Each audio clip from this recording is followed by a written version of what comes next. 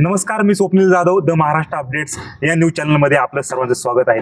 आता आपण आंबेगाव तालुक्यातील निरगुडसर या गावामध्ये आलो आहोत आणि आता आपण ग्रामपंचायत कार्यालय निरगुडसर या ठिकाणी आलो आहोत. ग्रामपंचायतची ग्रामसभा पार पडलेली आहे आणि या ठिकाणचे जे नागरिक आहेत त्यांनी आपल्याला बोलवलं आहे. नक्की काय कारण आहे आपण त्यांच्याकडून जाणून आलो. काय आजचा विषय आहे आणि काय झालं.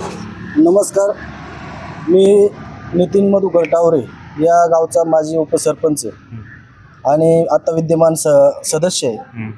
आज वार मंगळवार दिनांक 25/8/2026 आज आमच्या गावामध्ये ग्रामसभा आयोजित केलेली होती आणि या ग्रामसभेला सर्व ग्रामस्थ मोठ्या संख्येने उपस्थित होते.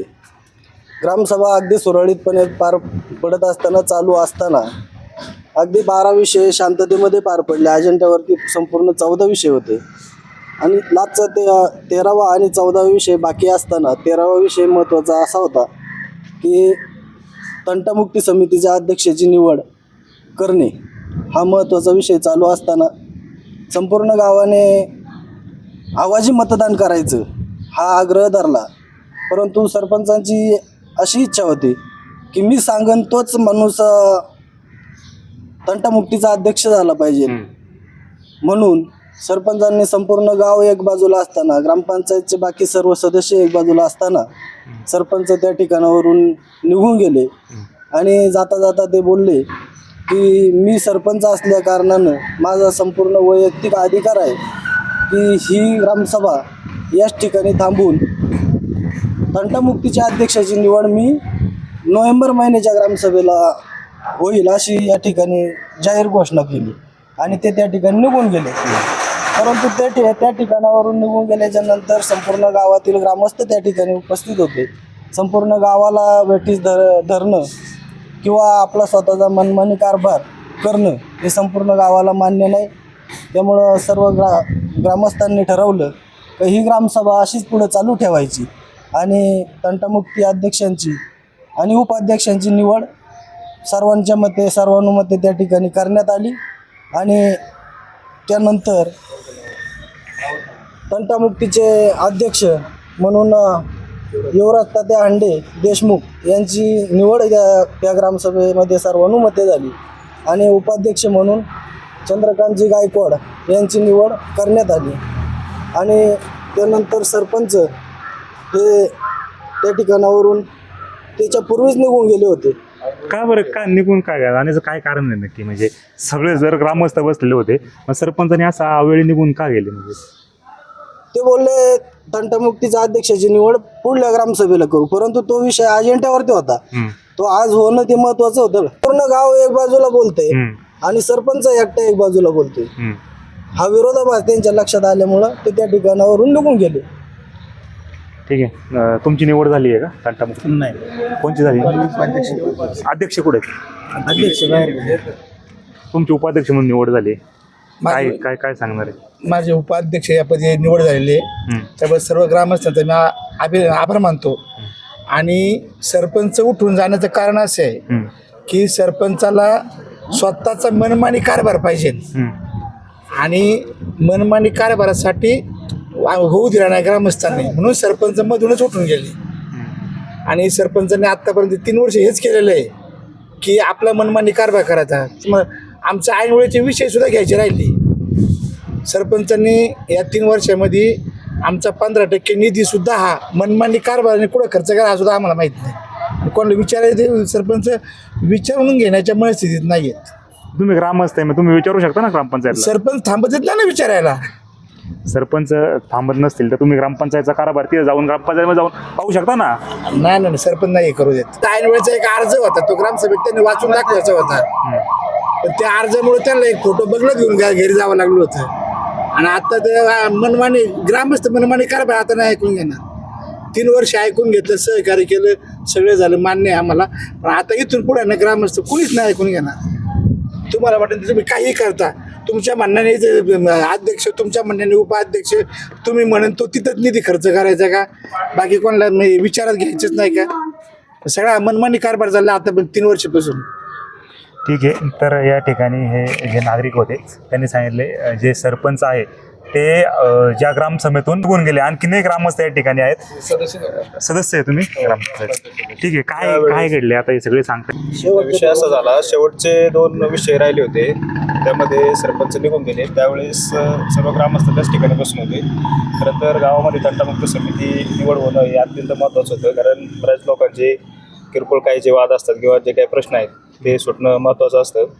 परंतु गावामध्ये तंटामुक्त समितीचा अध्यक्ष उपाध्यक्ष नसल्यामुळं बरेचसे वाद त्या ठिकाणी. अध्यक्ष कोण झाले? अध्यक्षाचं काय नाव? आता जे अध्यक्ष नवनिर्वाचित झालेले आहेत ते युवराज तात्या हांडे देशमुख अध्यक्ष म्हणून ते, आणि उपाध्यक्ष म्हणून चंद्रकांत शेट गायकवाड यांची ग्रामस्थांनी निवड त्या ठिकाणी केलेली आहे. आणि ज्यावेळेस हे सगळं सरपंच निघून गेल्याच्या नंतर त्या ठिकाणं जो कोण प्रशासक म्हणून ज्यांची नियुक्ती केलेली होती ते आदरणीय बोंबले सर आणि ग्रामपंचायतचं क्लार्क कैलास टावर हे देखील त्या ठिकाणी उपस्थित होते. आणि गावचे पोलीस पाटील वगैरे हे पण त्या ठिकाणं, ग्रामस्थ आणि पोलीस पाटील हे पण त्या ठिकाणी उपस्थित होते. त्या सर्वांच्या एकमतानं त्या ठिकाणी गावच्या त्यांची निवड त्या ठिकाणी, या दोघांची निवड त्या ठिकाणी झालेली आहे.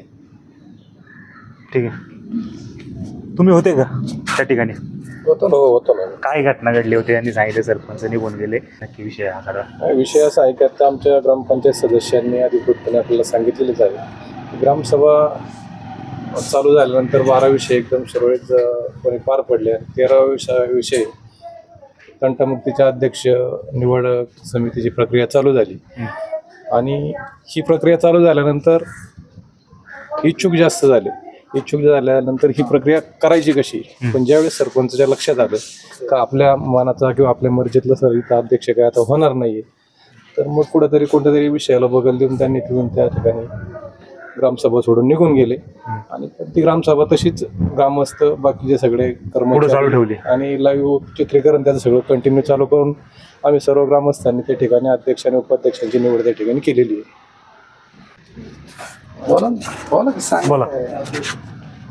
आज जे ग्रामसभा चालू होती, तुमचं नाव सांगा. आणि मी आनंदराव वळसे पाटील, माजी उपसरपंच आणि माजी तंटामुक्ती अध्यक्ष.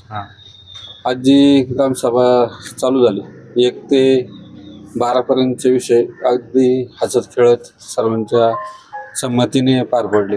आणि ज्यावेळेस 13वा विषय आला याचा महात्मा गांधी तंटामुक्ती अध्यक्ष निवडीचा, त्यावेळेस इच्छुकांची गर्दी झाली.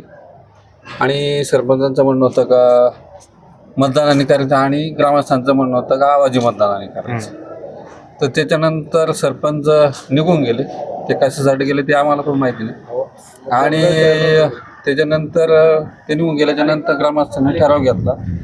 त्याच्यामध्ये युवराज तात्या हांडे देशमुख यांचं ग्रामस्थांनी नाव सुचवलं आणि ते एकमताने निवड झाली. त्याच्यानंतर उपाध्यक्षपदासाठी चंद्रकांत गायकवाड यांचं नाव सुचवलं गेलं आणि त्यांची पण निवड बिनविरोध निवड झाली.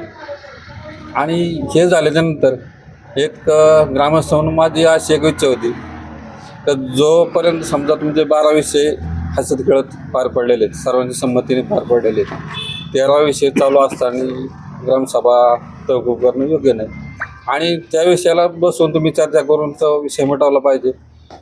तो विषय अधुरा असताना सरपंच आणि अध्यक्ष उपाध्यक्ष निवड केली. परंतु आमचे सुद्धा काही प्रश्न होते ऐनवेळच्या विचार आणि ते होणं गरजेचं होतं. आता ऐनवेळच्या भरपूर लोकांच्या अडीअडचणी येतात, त्या प्रश्नाला वाचच फुटले नाही, तर हे होणं बरोबर नाही असं मला वाटतं. माझे नाव उदय हांडे आहे. आजची ग्रामसभा खेळीमेळीच्या वातावरणात चालू होती. सरपंचाच्या कुठल्याही विषयाला आम्ही बगल दिलेली नाही, ते मतेने आम्ही मंजुरी दिली. पण 13वा विषय आला तंटामुक्तीचा, तर सर्व ग्रामस्थांनी एक नाव सुचवलं, पण ते सरपंचाच्या मर्जीतलं नव्हतं. त्यामुळे सरपंच म्हणले आपण ते 26 जानेवारीला बघू, आता काय नाही. ते ग्रामस्थांची इच्छा काय होती, कोणाच्या बांधाचे कोणाच्या रस्त्याचे आपल्याला तंटामुक्ती आणि निवड करायची. तर सर्व रजिस्टरवर सह्या केलेले ग्रामस्थ तिथेच बसून होते.